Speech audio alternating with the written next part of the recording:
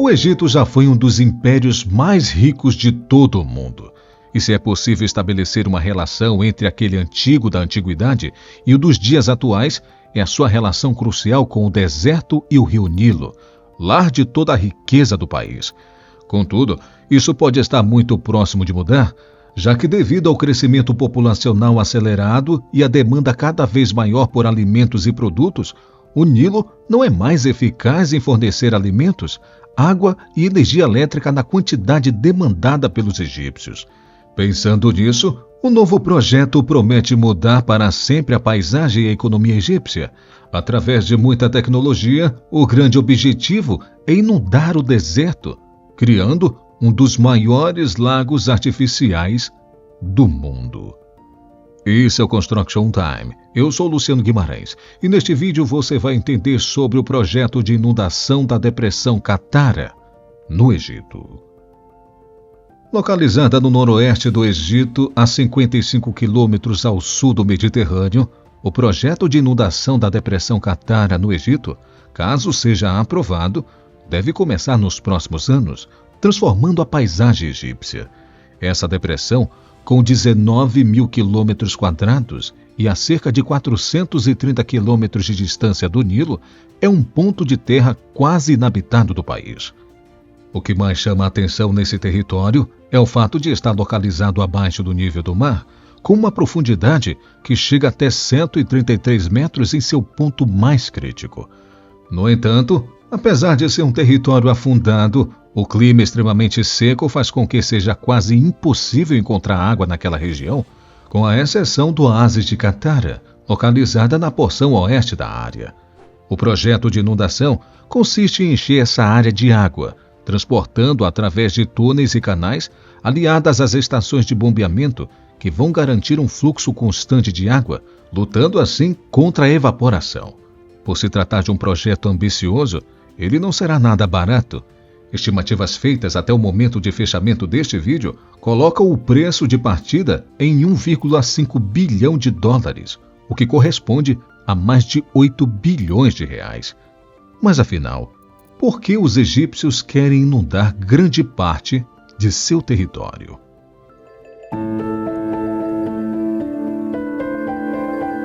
A ideia de transformar a depressão de Qattara em um grande lago artificial não é nova. Ela vem sendo estudada por cientistas de diferentes países há mais de um século. Desde que a região foi mapeada pela primeira vez pelos britânicos, logo após a Primeira Guerra Mundial, se cogita a ideia e o potencial ambiental e econômico de inundar a área, com projetos inspirados pela obra A Invasão do Mar, de Júlio Verne.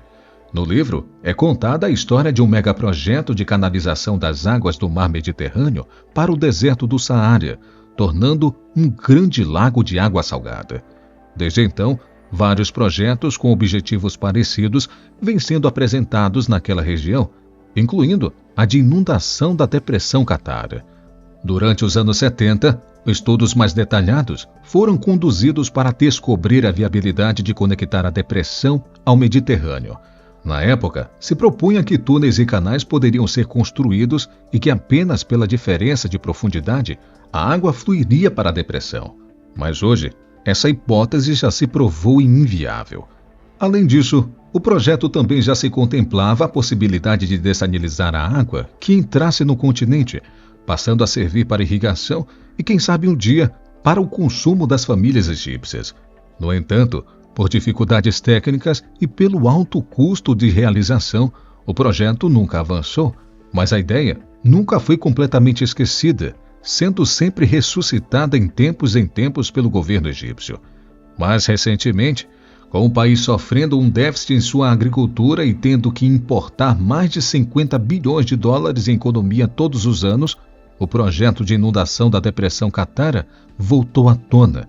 E a pergunta que surge ao mesmo tempo é: poderia esse grande lago artificial ser a solução para a economia do Egito?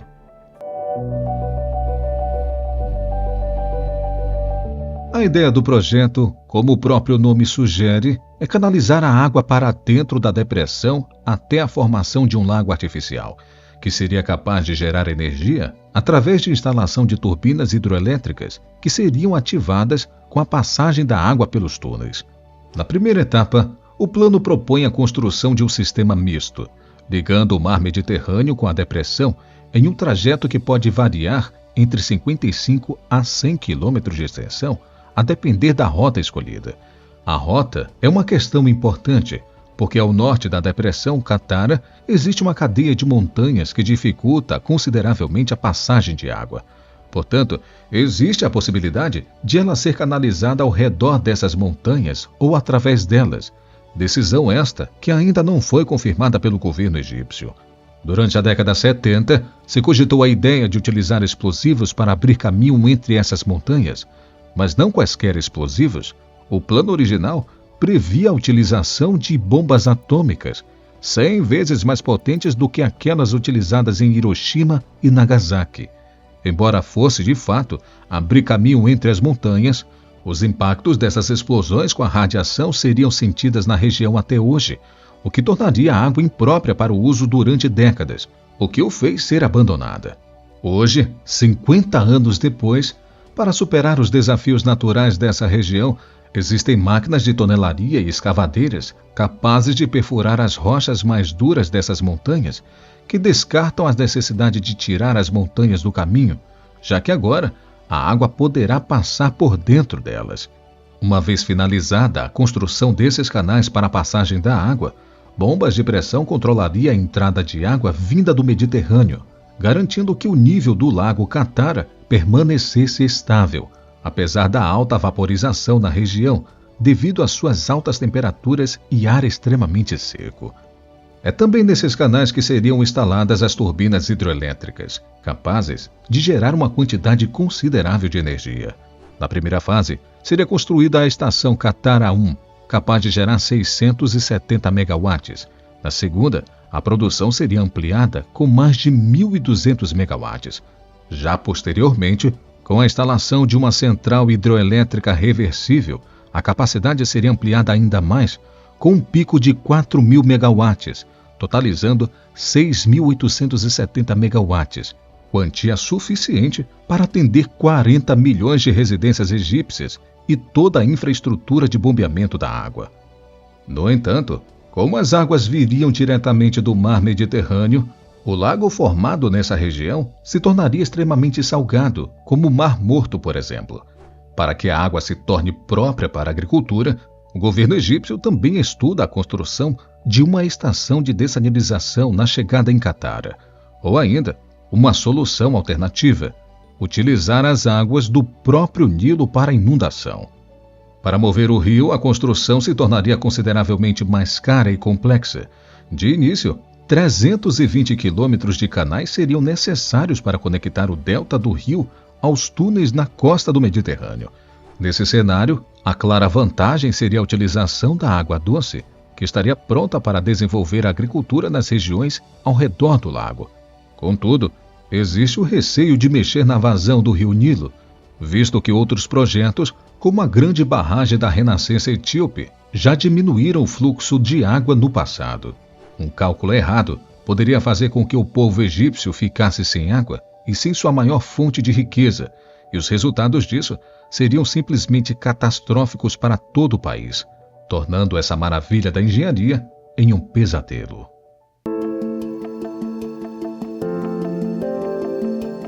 E se a inundação da depressão Qattara impressiona por sua ambição, saiba que esse está longe de ser o maior projeto de transporte de água do mundo. O projeto de transferência de água sul-norte na China foi pensado para lidar com os mesmos problemas. Transferir água para uma região seca e que começa a sentir os problemas dessa falta de recurso. Nesse caso, o governo chinês investiu pesado, construindo mais de 1.200 quilômetros em rotas divididas em canais, túneis e estações de bombeamento, levando água para a capital Pequim e seus entornos, que concentram a maior parte da população chinesa e, consequentemente, a maior demanda por água.